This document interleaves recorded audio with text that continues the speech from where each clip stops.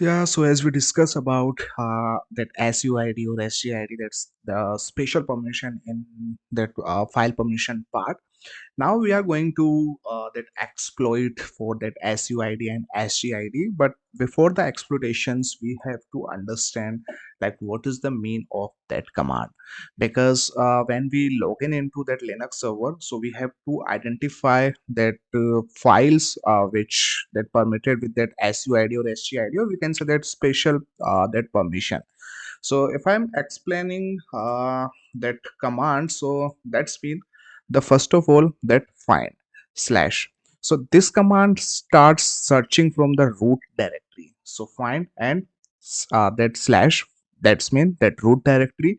Then hyphen type f, which is specified that it should only looks for that files, like not directories or other types of file system objects. So here we specified we are searching for any files. Then hyphen a, it's a operator.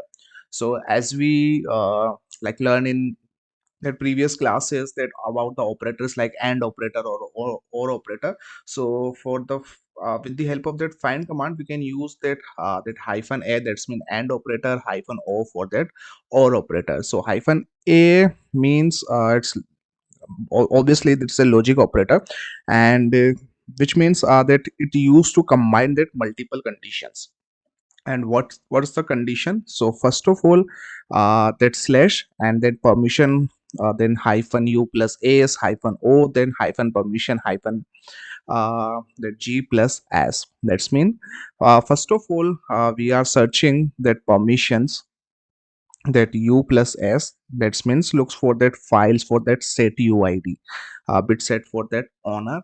And then we set that operator which is or, and then again we are gonna search for hyphen g plus s. So hyphen g plus s, that means that looks for that files with that set uid, that means sgid bit set for that group. After that it's execute that hyphen exec ls hyphen l and then brackets. That's mean this part execute that ls hyphen l command for each file found by the find and displaying details information about each files. And that bracket means is a like that placeholders that gets replaced by the file name for each file found. And then slash mean that it marks the end of the execution command. Then there is an like two and then greater than slash dev slash null. That means it's redirect standard error to dev null and discarding any error message that's generated by the find command. So let me enter, and we can see there are like lots of files, but like files are related in that user bin expiry, user bin ssh. So we have to identify that suspicious file like this one, that user slash asbin and exim hyphen 4 dot 84 hyphen 3. So it's a like the different command, otherwise like all the files are related in that consists in that user bin expiry and user local bin suid. So but this file it's only that user admin exim.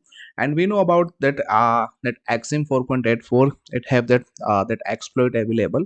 So whenever you search on that on exploit hyphen db about that uh, let me search in exploit hyphen db. So we can see there is an exploit available, that exim 4.87 4.91, that local privilege escalation.